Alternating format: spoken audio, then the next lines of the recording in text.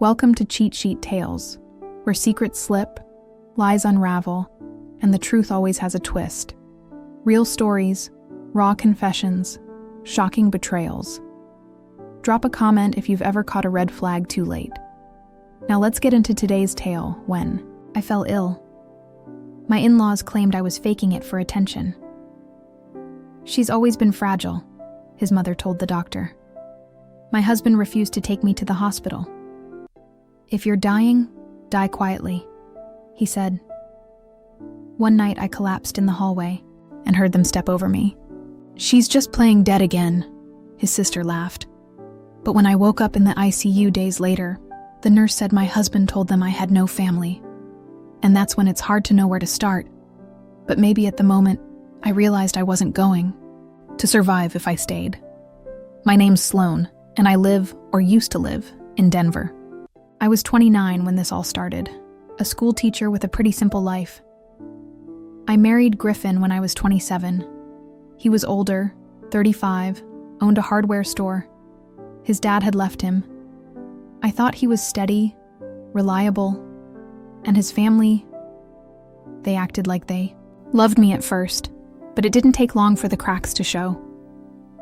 Vivian, his mom, was the worst, always talking over me, making me feel small. Tessa, his sister, was just as bad.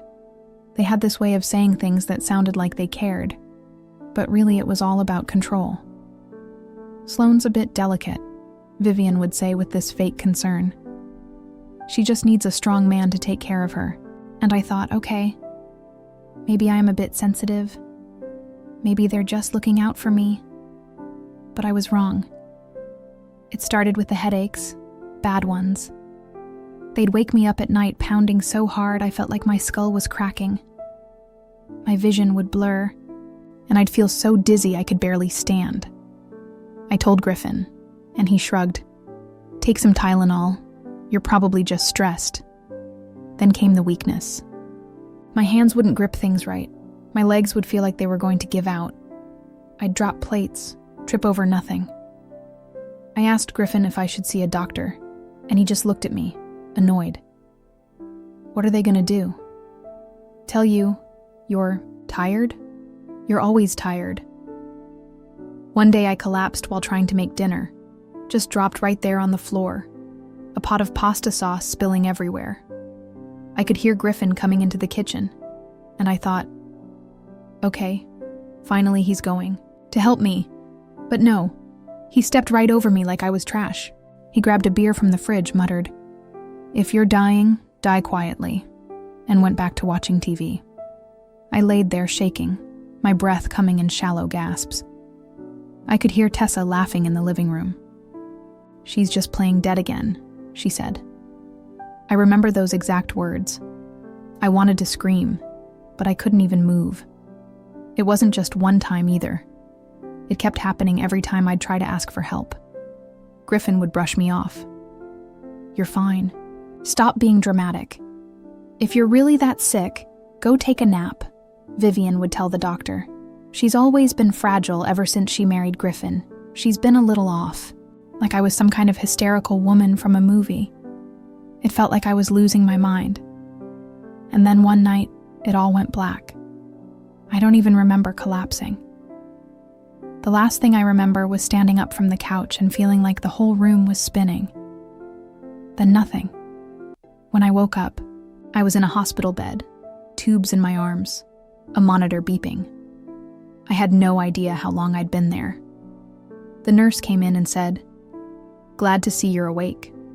Your husband told us you had no family, so we didn't have anyone to notify." No family? My parents live in Cheyenne, Wyoming, 3 hours away. My sister's in Salt Lake City. My brother's down in Phoenix. I have cousins in Texas. I have aunts, uncles. I have a whole damn family. And Griffin told them I had no one. That's when it hit me, like a freight train. He wanted me to die. And not just die. Die quietly, no family, no one to fight for me, no one to ask questions. He wanted me out of the way. I felt this cold rage settle in my chest. It was like a switch flipped. I realized I had been playing this apart for too long, too quiet, too trusting. They thought I was weak. They thought I'd just disappear. Not anymore. I started small. I let them think I was still the weak one. When Griffin visited the hospital, I smiled like I was grateful. I thanked him for being there for me. He ate it up, acting like the concerned husband in front of the nurses. I could see it in his eyes. He thought he had me where he wanted me. But every time he left the room, I was on the phone with my family. I told them everything. About the lies, the way he stepped over me, how he told the doctors I had no family. My mom cried. My dad's voice went hard and quiet. My sister wanted to come right away, but I told her to wait. I needed time. I needed to make sure every detail was in place. I asked the hospital for my medical records. They hesitated at first, but I told them I had a right to see them. And there it was in black and white. Griffin had signed paperwork as my emergency contact, as the only person to be notified, as my sole family. He had erased everyone else. I started documenting everything. Every text from Griffin, every voicemail. I even had an old voice recording on my phone I had accidentally left running one night, where you could hear Griffin telling me to just die already. And Tessa laughing in the background. It was like finding a hidden treasure in a pile of garbage. I saved everything. And when I got out of the hospital, I didn't go home. I didn't tell Griffin. I packed a small bag, left it in the hospital bathroom, and had my sister pick me up at night. We drove straight to Salt Lake City. I left my phone behind so they couldn't track me. Griffin didn't know where I was. I let him stew for days, wondering. Then I called my lawyer, because I was going to make sure Griffin and his family paid for what they did to me. Every single one of them. I stayed with my sister Lena for a few weeks in Salt Lake City. She and her husband Drew gave me their guest room, and for the first time in months, I felt safe. But I couldn't shake the anger. I couldn't sleep.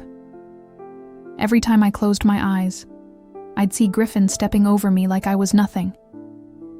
I could still hear Tessa's voice. She's just playing dead again. I knew I couldn't let them get away with it. Griffin started calling after a few days. At first, it was just normal messages. "Hey babe, where are you? Call me back." Then the tone changed. He started getting mean. "What the hell is going on, Sloan? You better not be playing games. You owe me an explanation." Then came the texts from Vivian and Tessa. They acted all innocent. "We're worried about you, Sloan. Please come home. We can work this out." It made me sick. I ignored them all. But then something happened that I didn't expect. Griffin showed up at my parents' house in Cheyenne. He banged on their door, yelling, demanding to know where I was. My mom called me in tears, scared. My dad told Griffin to leave, and when he refused, my dad called the cops.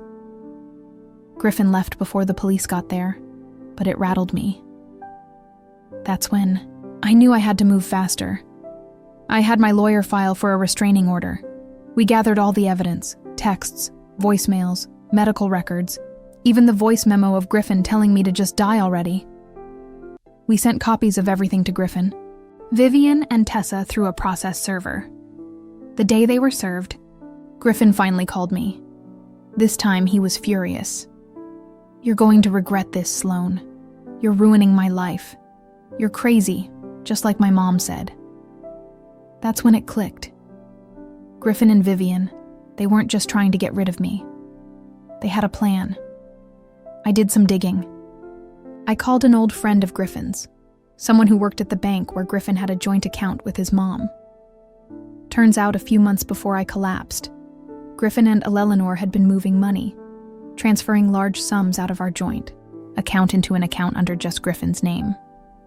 Not only that, but Vivian had signed a statement for the life insurance company, claiming I had no family. My stomach turned. They weren't just ignoring me.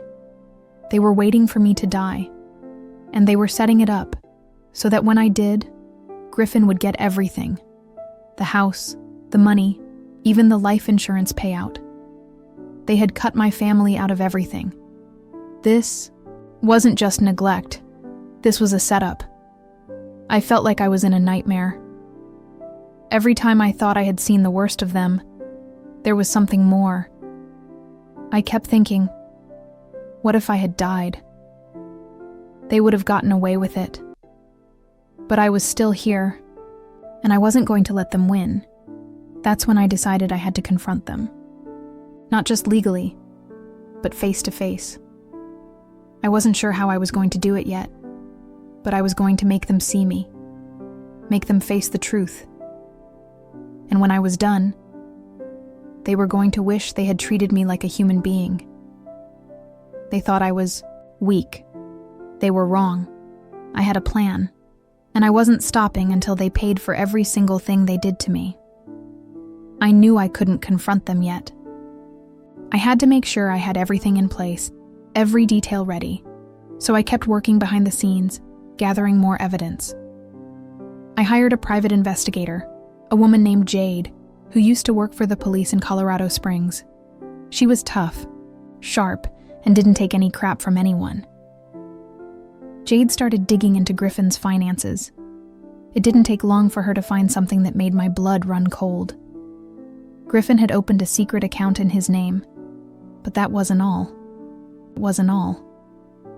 He had also taken out an additional life insurance policy on me, one I didn't even know existed.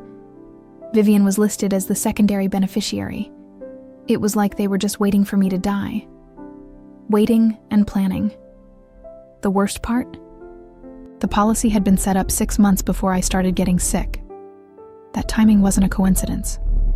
I remember sitting at the kitchen table at my sister's place, staring at the report Jade had handed me. My hands were shaking. They wanted me dead, I whispered. Lena put her hand on mine. They're not going to get away with it. I nodded, but deep down I felt this cold fire burning in my chest. They had tried to erase me. They had stepped over me like I was nothing. Now it was time for them to feel powerless. I called my lawyer Iris. She was a bulldog, smart as hell. We started putting together the case. Fraud, financial abuse, medical neglect, and more. Iris also suggested something I hadn't even considered: reporting Griffin and Vivian for attempted murder. I wasn't sure at first. It felt extreme. But the more I thought about it, the more I realized it wasn't extreme at all. They had tried to kill me. They just hadn't finished the job. While the legal stuff was moving, I sent Griffin a message. Just a simple text. Me. I know everything. The life insurance, the accounts, the lies. I'm coming for you. I didn't expect a response, but 5 minutes later he called. His voice was low and griffingerous. "You need to stop," he said. "You don't know what you're doing. You're going to ruin your own life." "My life?" I snapped. "You tried to kill me. Griffin, you and your mother. I'm not the one who's going to be ruined." He laughed. Actually laughed. "You were always so dramatic, Sloan. Always playing the victim. I should have known you'd pull something. Like this." Then he hung up. That was the moment I realized he wasn't scared. Not yet. I needed to change that. So, I planned the confrontation. I knew they were all going to be at Vivian's house for Tessa's baby shower. It was the perfect time. Everyone together, feeling safe, thinking they were untouchable. I told Lena, and Jade I was going. I told Iris I wanted to do it before we filed the charges. She tried to talk me out of it, said it was too risky, but I couldn't wait. I had to look them in the eyes. I showed up at Vivian's house on a Sunday afternoon, walked right through the front door like I owned the place. The whole family was there. Griffin, Vivian, Tessa, a few cousins. They all froze when they saw me. Vivian recovered first.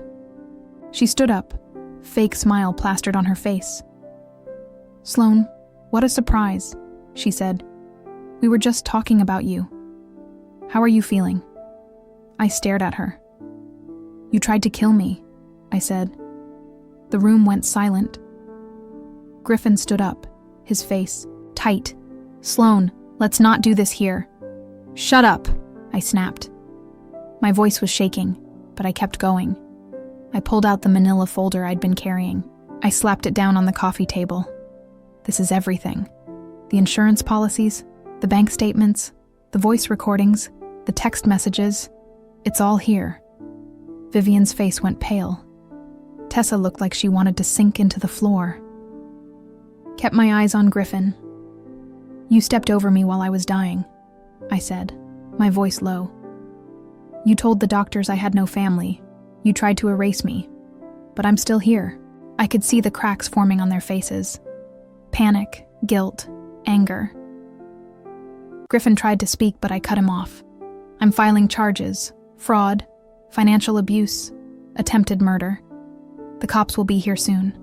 And when they come, I hope you all remember the moment you stepped over me and left me to die." I left the folder on the table and walked out. I could hear Eleanor's voice rising behind me, panicked. Tessa was crying. Griffin was swearing, yelling something I couldn't quite make out. But I didn't stop. I didn't look back. I wasn't done with them, not even close. By the time I got home to my sister's, my phone was blowing up. Calls, texts, voicemails, all of them from Griffin, Vivian, and even Tessa. The messages started angry. "Griffin, you crazy you're ruining everything. This will blow up in your face." Vivian. "Sloan, you've misunderstood. We were only trying to help you. Can't destroy our family like this."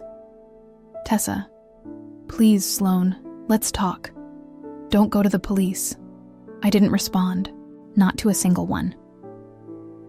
The next morning, the real fallout began.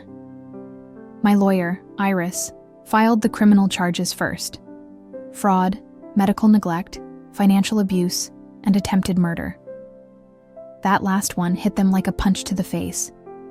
The DA agreed to investigate, especially with the medical records showing my deteriorating condition, the voice recording of Griffin telling me to die, and the life insurance paperwork showing they had cut my family out. Griffin and Vivian were both arrested.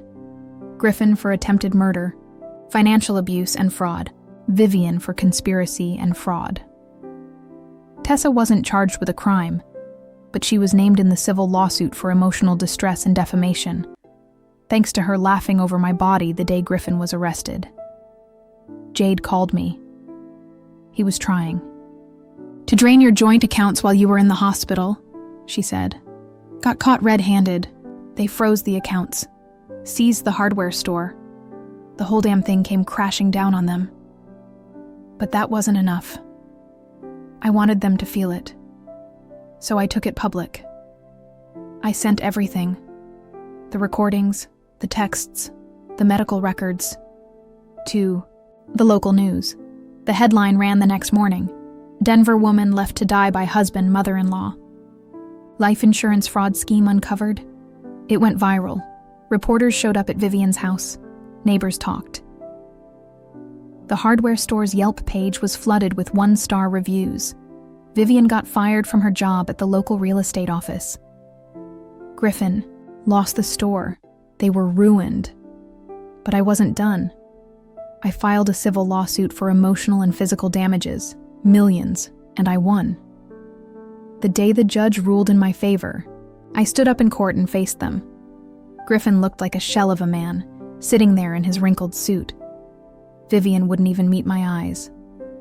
Tessa sat in the back, crying.